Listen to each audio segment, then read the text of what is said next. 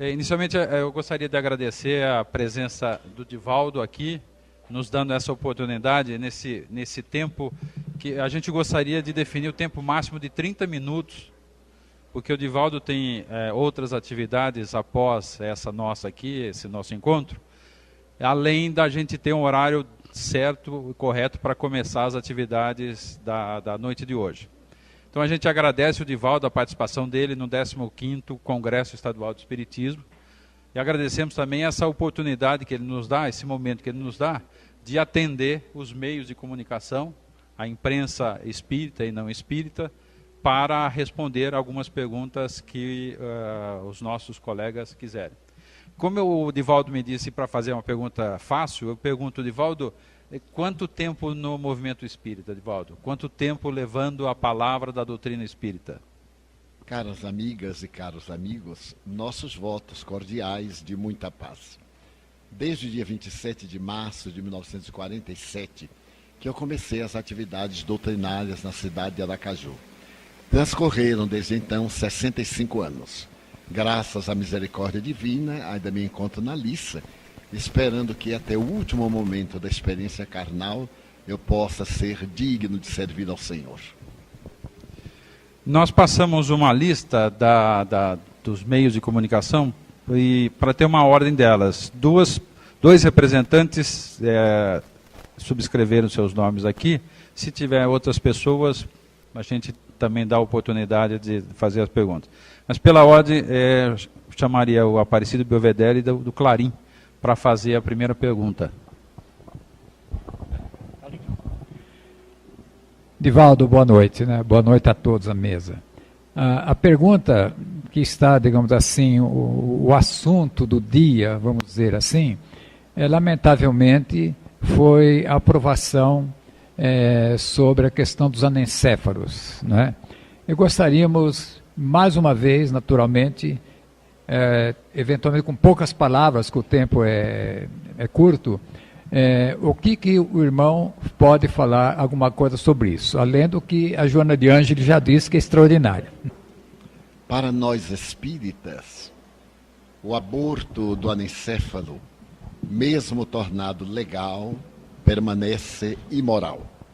Nem tudo aquilo que é legal recebe o selo da dignidade, da moralidade e da ética. Embora respeitando a decisão do Supremo Tribunal Federal, dos seus nobres ministros, continuamos a dizer que o anencéfalo é uma vida humana. A ausência do cérebro, dos equipamentos próprios para o que seria uma vida dita normal, de maneira nenhuma torna-o uma coisa que estaria no ventre materno. Consideramos que desde o momento em que houve uma concepção humana, aquele ser que está em formação é um feto. E interromper a vida de um feto é cometer um infanticídio. Mas ainda preocupante do que isso é que, possivelmente, essa decisão irá abrir as portas para o chamado aborto eugênico, aquele quando seja detectada deformidades no ser que virá, as pessoas possam solicitar a interrupção da gestação pelos mesmos motivos materialistas. Nós continuamos pontificando com a doutrina espírita que matar é crime, mesmo quando legalizado é imoral.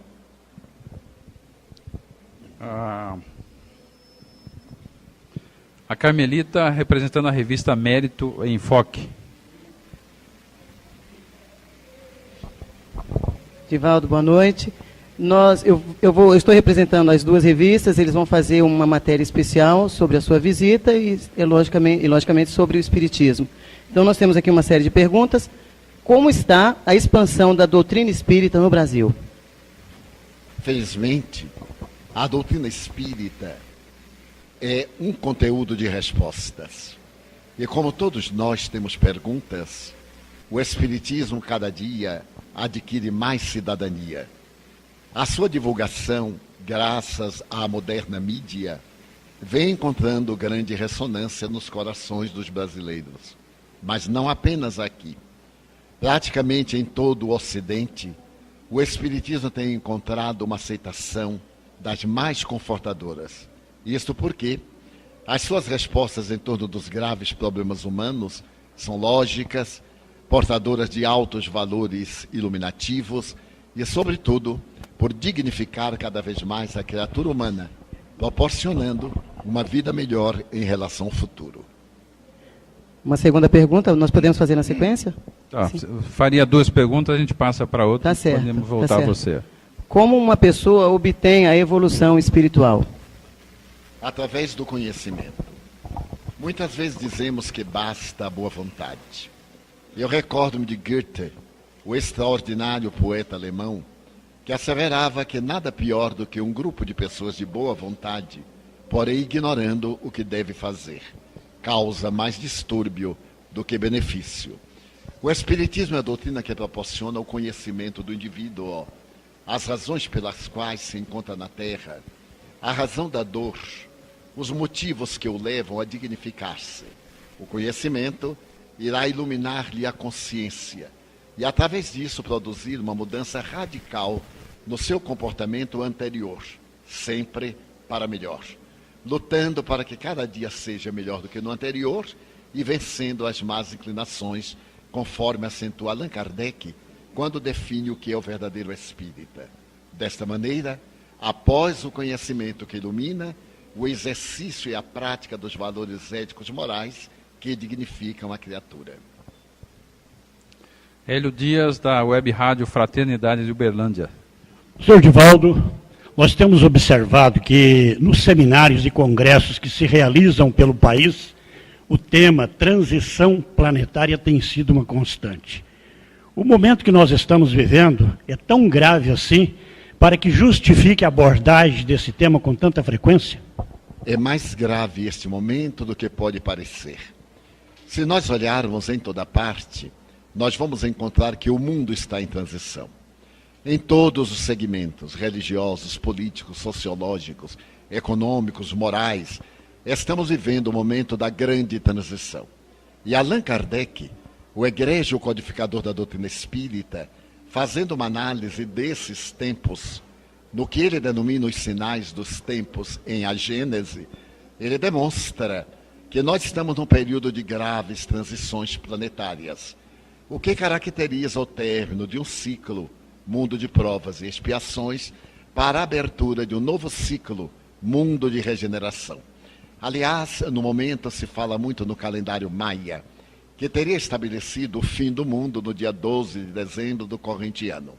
Porém, um dos maiores especialistas na cultura maia, o Dr. Orlando Casares, que é o diretor do Museu de Antropologia da Cidade do México, onde se encontra a pedra em que está o calendário maia, chamada Tortuguero, assevera que os maias não acreditavam em fim do mundo, porque isso não faz parte da cultura maia.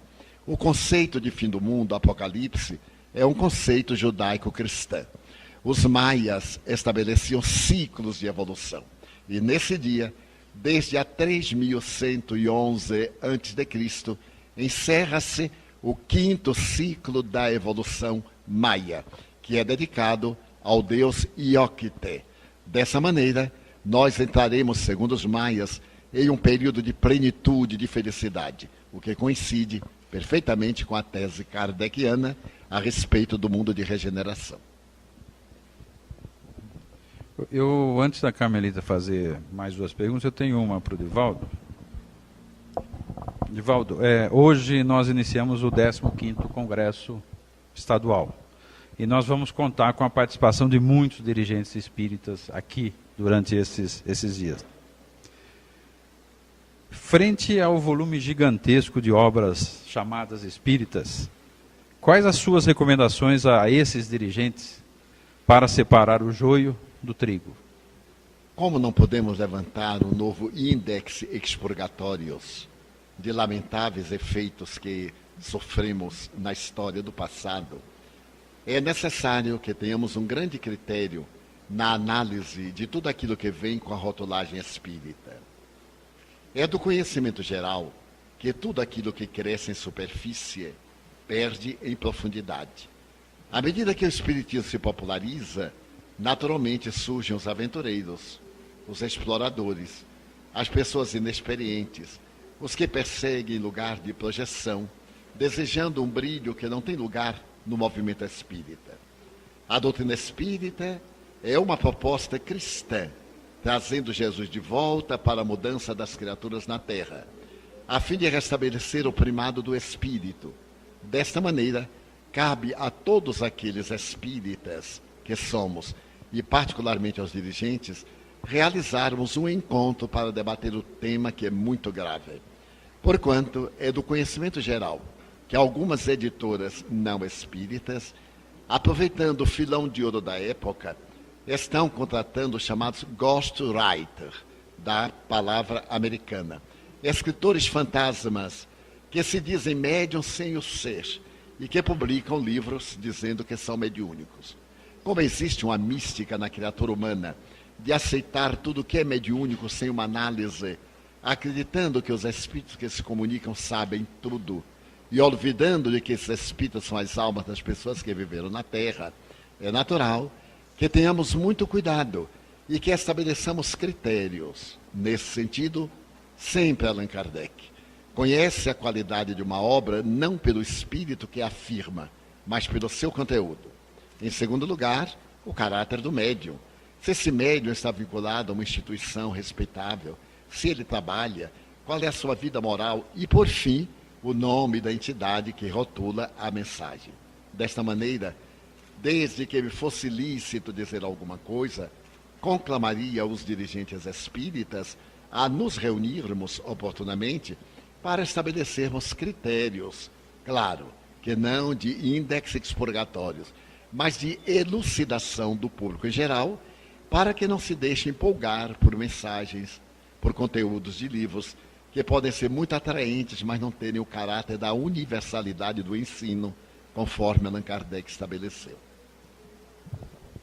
Carmelita. Como uma pessoa se percebe mediúnica? A mediunidade é uma faculdade orgânica que todos nós possuímos, em diferentes graus, desde aqueles graus que são muito mais positivos, que chamam a atenção, àqueles que são muito mais sutis.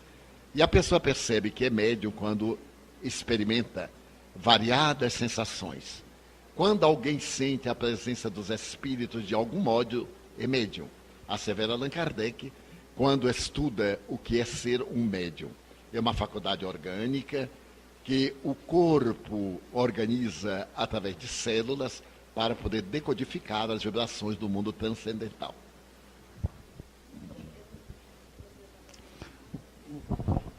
Você está representando o que...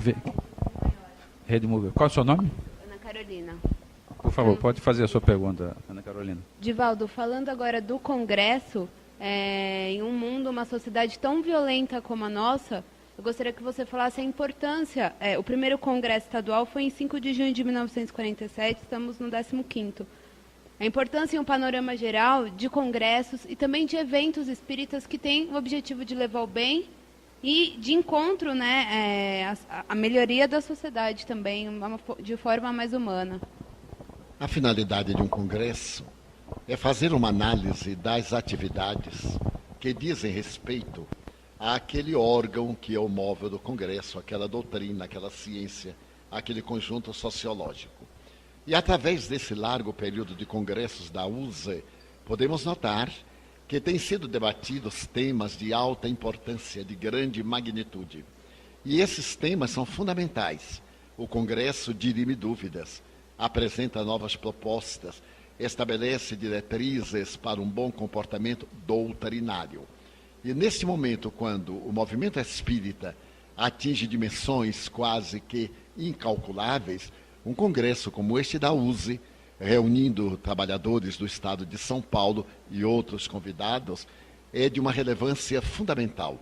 Porque não somente a violência, mas a drogadição, a sexolatria, os distúrbios de comportamento em geral demonstram que estamos vivendo um momento clímax e que este momento deve ser superado através das diretrizes soberanas do amor, da fraternidade, do trabalho e da tolerância, o que não significa conivência. Carmelita? Bom, como Eu já disse, são várias perguntas, porque vai ser uma matéria inteira, se vocês acharem. Não, a gente vai intercalando com Tá certo. outras perguntas também. Como a doutrina confirma os fenômenos mediúnicos? O Espiritismo é uma ciência que estuda a origem, a natureza, o destino dos espíritos e as relações que existem com o mundo corporal. Para poder confirmar-se qualquer tipo de fenômeno, o Espiritismo dispõe de um arquipélago de experiências em laboratório. Essas experiências são as de natureza mediúnica, as reuniões que Allan Kardec denominava de estudo, de desenvolvimento, e que hoje ampliamos para reuniões também de desobsessão. Através da pesquisa lógica, racional, com parâmetros científicos que estão estabelecidos em O Livro dos Médiuns, podemos verificar quanto à qualidade do fenômeno, a sua legitimidade ou a necessidade de retificação daquilo que passa como fenômeno mediúnico. O Espiritismo possui os elementos científicos próprios para analisar tudo aquilo que diz respeito aos seus conteúdos. Hélio Dias. Divaldo, o que está faltando no meio espírita para que a mensagem cristã seja vivenciada como era praticada na época dos apóstolos? Penso que o problema é sempre do indivíduo. As doutrinas são métodos pedagógicos, mas quando os indivíduos recusam-se a vivê-las, naturalmente a sua conduta desmente aquilo que na teoria é de alta relevância. O movimento espírita é feito hoje de adeptos recém-chegados, que migraram de outras doutrinas religiosas e também do materialismo, e ainda não tiveram tempo de vencer as suas más inclinações. É natural, portanto, que nós possamos observar que o sentido da palavra do Cristo ainda não encontrou a ressonância necessária no íntimo da criatura humana, mas mesmo no seu tempo. Se nos recordarmos de Judas, que o traiu, de Pedro, que o negou, dos amigos que ficaram apavorados ante o seu testemunho, constatamos que isso é uma debilidade do caráter, é uma fraqueza da constituição humana, e que somente através do tempo, reencarnação após reencarnação, o indivíduo vai adquirindo toda a estrutura de segurança para chegarmos um dia, certamente não muito distante, no mundo de regeneração, em que o pensamento do mestre será vivenciado conforme nos dias do apostolado, nos primeiros 300 anos de divulgação da doutrina. Carmelita. Por que alguns espíritos são mais evoluídos que os outros? O processo da evolução é inevitável. Desde a Monera até o chamado Homos Virtualis, houve um processo natural e inevitável de crescimento. É, portanto, compreensível que haja espíritos mais velhos, que já vivenciaram muitas experiências, e espíritos mais novos, ainda na faixa do primitivismo, do primarismo. Como é compreensível, aqueles que vieram de outra dimensão, refiro-me a outro sistema planetário, trazem uma evolução muito maior. A Terra, segundo os astrônomos, é um planeta jovem, tem apenas 4 bilhões de anos, enquanto o nosso sistema tem aproximadamente cerca de 14 bilhões de anos. Compreensivelmente, os espíritos mais maduros, mais experientes, são mais sábios do que aqueles que, à minha e à nossa semelhança, ainda nos debatemos entre o instinto e a razão, considerando que os espíritos nobres já estão da razão para a intuição, no que o grande cientista e psicólogo Pedro Ouspensky chamaria de nível de consciência cósmica, que tipificam o apóstolo Paulo, que tipificam Madre Teresa de Calcutá, Chico Xavier e outros indivíduos anônimos que atingiram o auge do sentimento de nobreza. Carmelita, mais uma, a gente passa para o Adolfo fazer a próxima. Tá certo. Existem fenômenos espirituais não relatados ainda? Inegavelmente, os fenômenos acontecem a todo momento, em todo lugar. Eu recordo-me de uma frase de João no Evangelho: se fôssemos contar todos os feitos do Senhor, todos os livros da terra não caberiam. É uma imagem bastante gigantesca, mas que podemos compreender. Se fossem ser relatados todos os fenômenos que aparecem na criatura humana no planeta, seria impossível de controlá-los, mesmo porque vivemos entre duas vibrações. E o mundo chamado físico nada mais é do que a materialização do mundo psíquico, do mundo espiritual. E o interrelacionamento entre chamados vivos e desencarnados, ou encarnados e desencarnados, é muito maior do que podemos imaginar.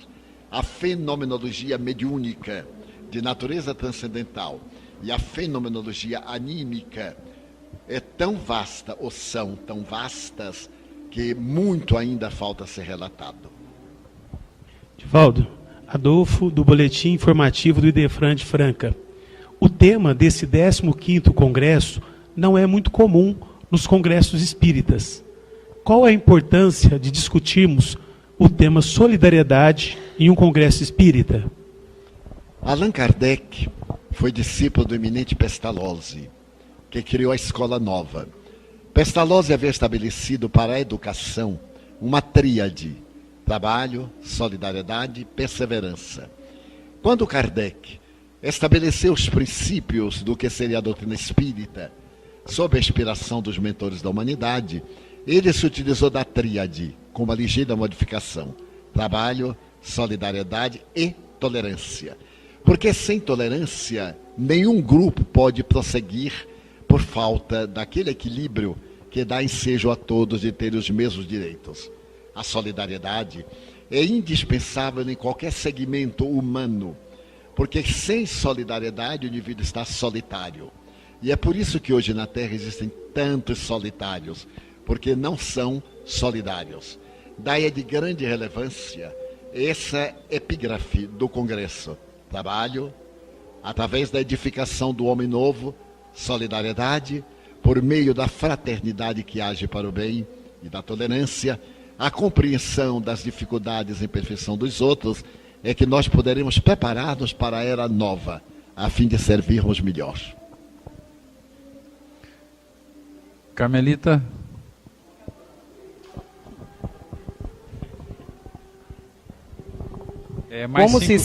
Mais 5 minutos a gente encerra. Então, essas são as duas só. Como se explica a expansão da doutrina no Brasil? O Brasil é um país de grandes valores ético-morais, como todos, é claro. Mas graças à nossa miscigenação, nós temos características muito típicas, como tiveram os gregos, os romanos, os fenícios, os americanos recentemente, os alemães e etc. Sendo que nós temos a sensibilidade muito aguçada. É um país sem karmas coletivos. Os grandes karmas do nosso país são a escravidão negra, que uma brasileira encerrou. Mas essa escravidão era a herança dos nossos ancestrais portugueses. E depois foi a inclemência da Guerra do Paraguai, que o Brasil regularizou com a usina de Itaipu, oferecendo ao nosso país irmão recursos para o ajudarem na sua recuperação social, econômica e moral. Então, num país com essas características, uma mensagem exuberante e gloriosa como a do Espiritismo, que elucida as razões e as incógnitas da vida, a aceitação fosse muito fácil. Ademais, o Brasil hospeda, desde a Revolução Francesa, segundo revelações do mundo espiritual, 2 milhões de francesas que em espíritos vieram para aqui a fim de se libertarem das marcas sangrentas da Revolução de 89, século XVIII, e da Noite de São Bartolomeu, século XVI. É claro que, quando a doutrina chegou ao Brasil, aqueles espíritos acostumados com o cartesianismo, com a dialética, tiveram a maior facilidade de aceitar a proposta.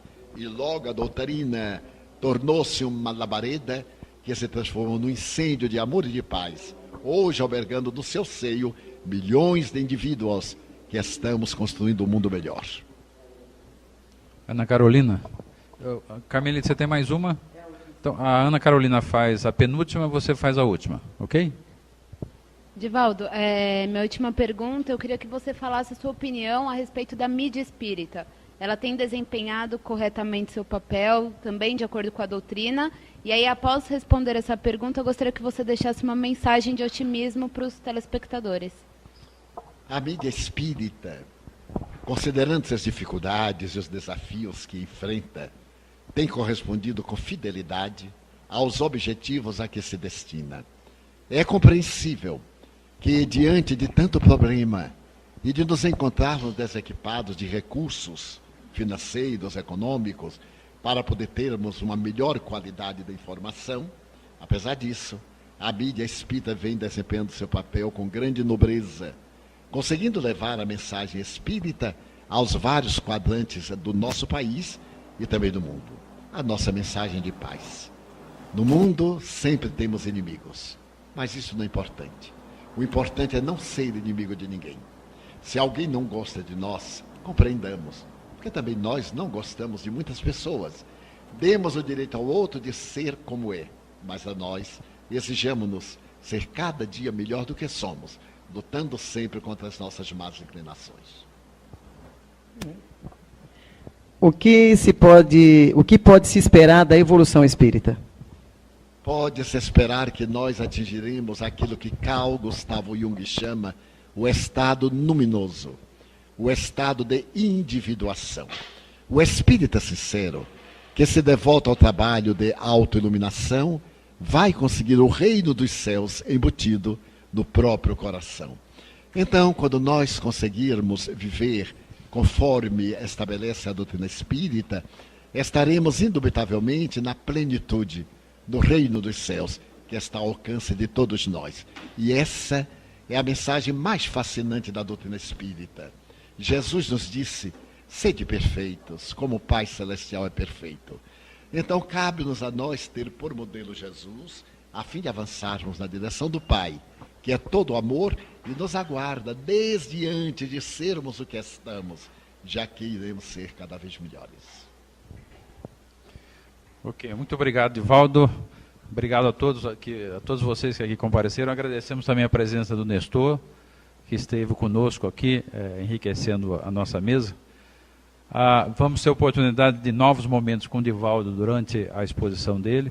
Eu queria deixar um recado aos meios de comunicação que as entrevistas coletivas nós vamos realizar sempre nessa sala.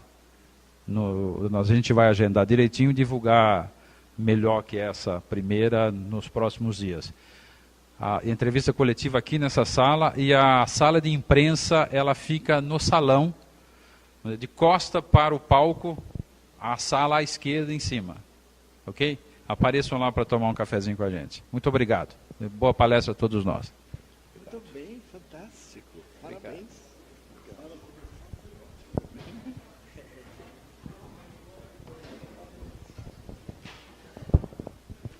Rede Amigo Espírita, uma ferramenta de união, interação e divulgação do movimento espírita. Acessem www.amigoespírita.ning.com e confira nosso acervo disponível. Rede Amigo Espírita, divulgando, instruindo e unificando.